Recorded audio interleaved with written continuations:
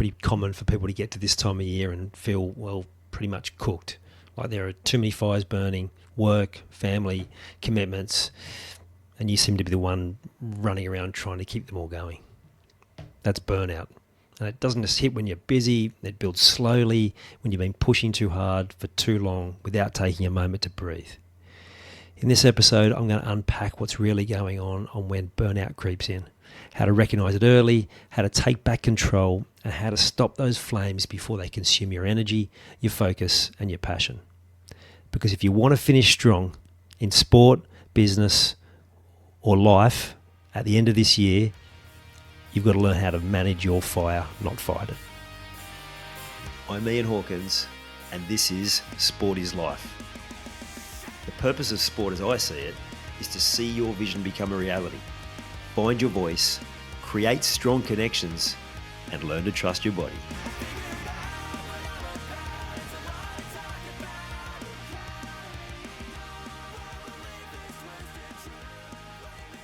This time of year, burnout seems to be quite prevalent. Now, maybe it's because people can see the finish line, they can see the end of the year, but they also know that there's still a bit of work to do to get there. So some people are just hanging on. I think at this time of year, particularly for people where the clocks change, either daylight saving starting or finishing, that mucks up your whole biorhythms, your body's clock. And even though it's only an hour, it does change things. And I've also been approached by a few people this week who talked about burnout. It's conversations I'm having with people in my family unit, friends. So it does happen at this time of year. Now, I'm someone who's prone to burnout as well, so I want to pass on what I've learned. And I also know that given I've had a few conversations about it just today, someone I was interviewing for the interview part of the podcast, they were talking about it, plus one of the athletes that they coach were having problems with it.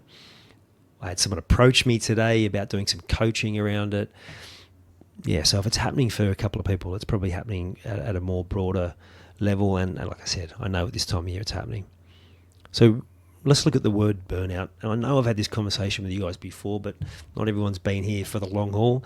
And if you look at that concept of fire, more often than not, when we experience burnout, we've got too many fires that we're trying to tend to. And what happens is we're getting pulled in so many different directions. We kind of think everything's important, and we get drawn into these different projects. Some of them are our own, some of them are important people in our lives. It can be our work, whatever it is. And this is a common problem for high performers like you.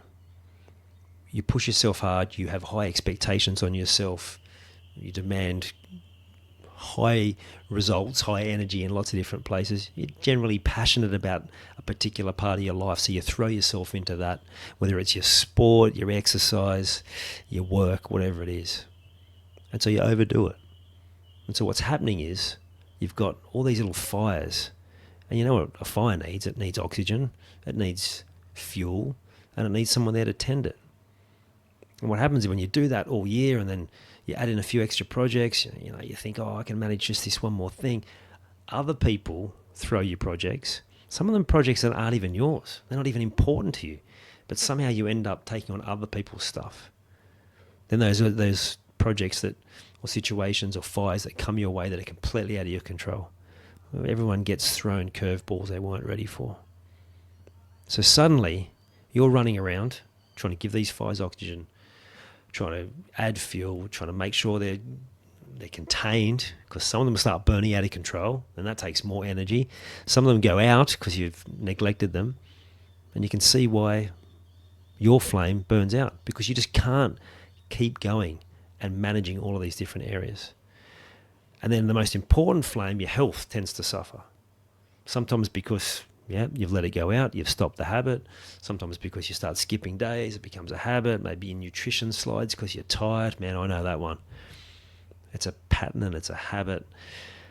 And so particularly in my first few years after going into business full time, it was something that I really struggled with.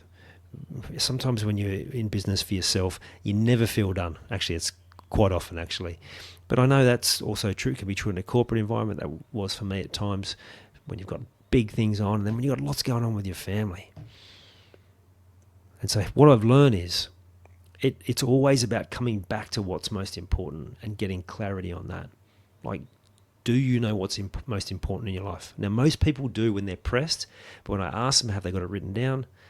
They generally say, no, but I know what it is in the top of my head. And I say, do you know what order they fall in? And then they give a vague answer. And then sometimes they've got the order wrong. And it can be hard for people to reconcile, but the top of that list has got to be yourself. If you want to avoid burnout, you need to make sure you are looking after yourself first and foremost.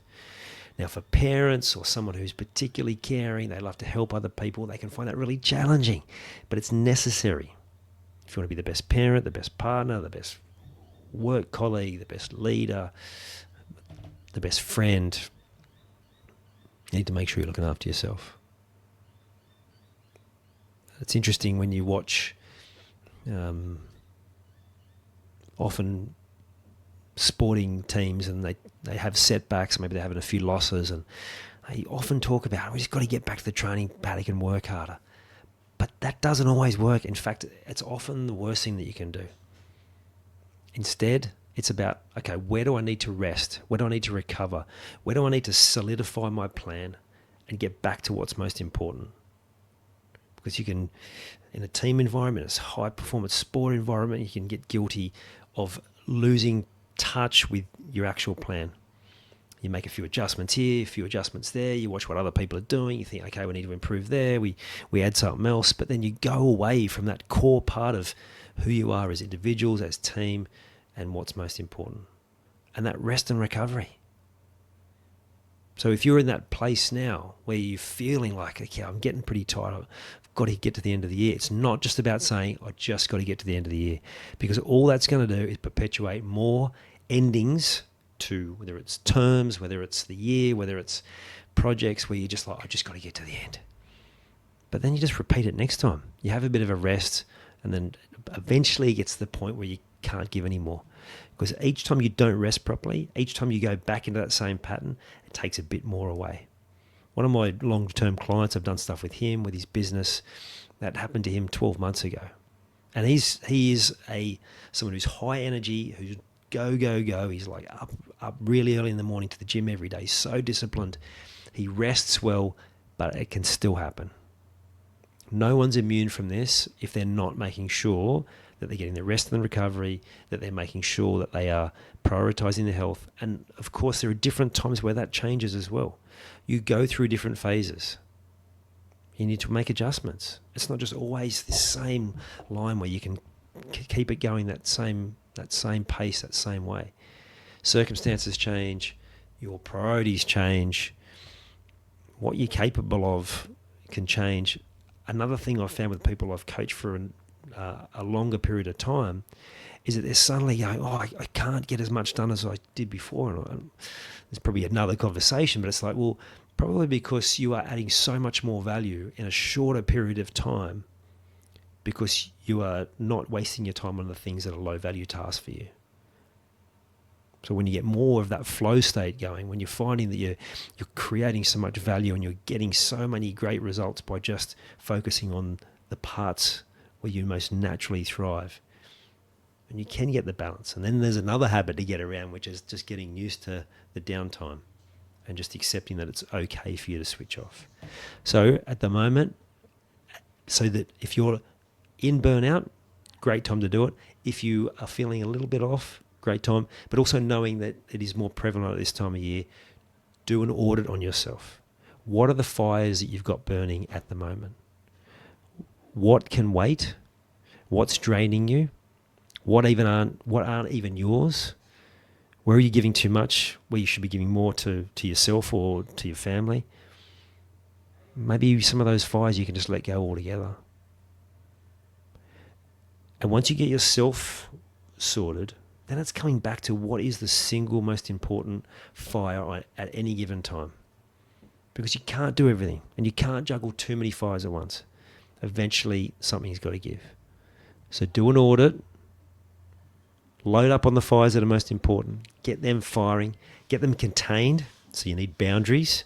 You need boundaries on your own on your own ones. You need to make sure you're not crossing other people's boundaries, making sure other people have boundaries, so that when you've got all of yours in order, you've got clarity around them, you've got them prioritized, then the most important ones will continue to thrive, and you won't get caught looking after things that you shouldn't. This will keep you high energy. It'll keep you, well, it'll allow you actually space to rest so you can recharge and continue to be a high performer that not only is hitting a high level consistently, but is able to continue to increase your level of performance again and again. You've taken the time to listen to this whole episode. Now it's time to take action. Commit to one thing you've learned today and make it happen. And to avoid any obstructions, join the Sport is Life movement by clicking on the link in the show notes.